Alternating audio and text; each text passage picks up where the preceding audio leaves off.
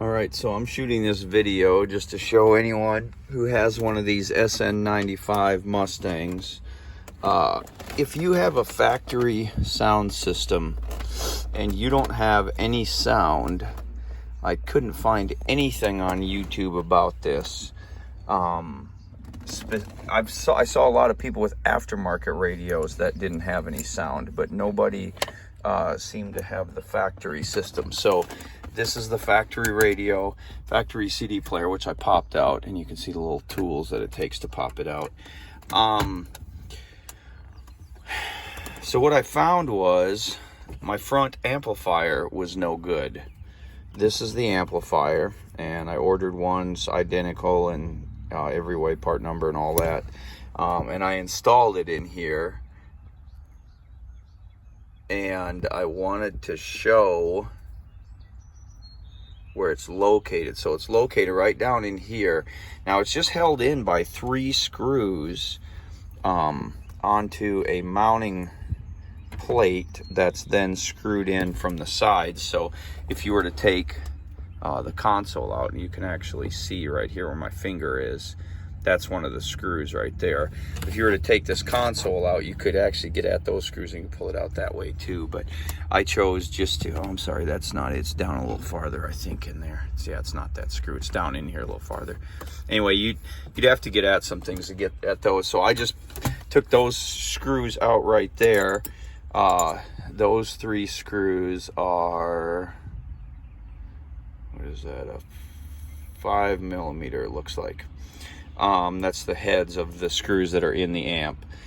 So if you pull those out, and you can kind of get at that amp, the thing is you have to pull the radio out, and then there are 2 screws up in here, and here, that hold this face on. There's also a screw there. It's got a long plastic piece that's part of this that goes all the way to the back. There is one 7mm screw at the very 7mm head, of course, at the back on the left side of that bar. There's basically a plastic bar that's part of this. It goes all the way back in here. There's one screw in there. You pull out the main radio, you pull out this, and you see that screw back in there. So you'll take that screw out also. And I wonder if I don't know if my phone will video good enough to actually show that. We do have kind of a clear view of it, I think. Let's see, this bar goes right here. Yeah, it's back in there. I guess I can't see it. Oh yeah, there it is, right there.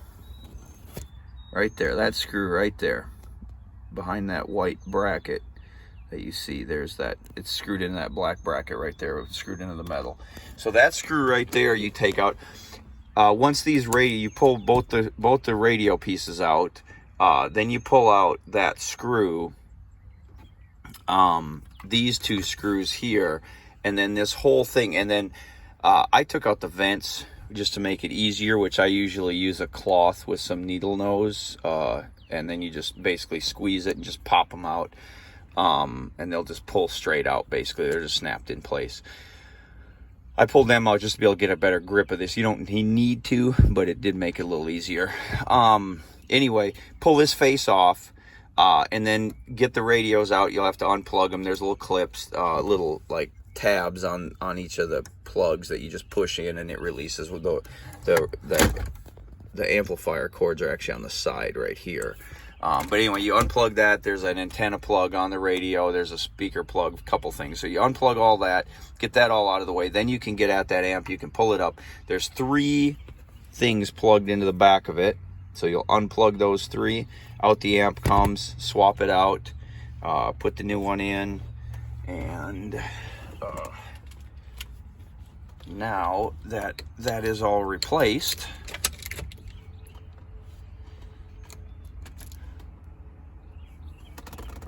let's see, I guess I gotta reconnect the battery real quick. There we go. I have a knife switch on this. This car doesn't get driven very much. It's only got 87,000 miles on it. I put like 500 miles a year on it. So anyway, so there we go. There's the radio.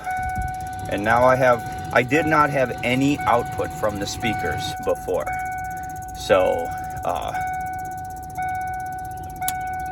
now I do.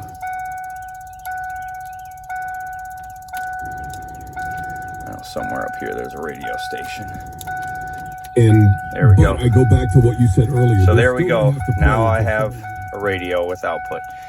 So that front amplifier right there is what was causing my radio would come on, everything would seem to work perfectly, no sound at all, no audio output, and that's all it was, is that front amplifier. I had checked the back amplifiers. There's 2 fuses to this system. There's an amplifier fuse in the under hood fuse box. There is a radio fuse down in this fuse box right here. I of course checked all that.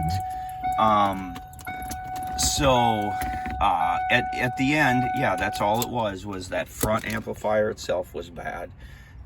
Replaced it, and it's good to go. So just wanted to make this video so it could help out whoever needs it.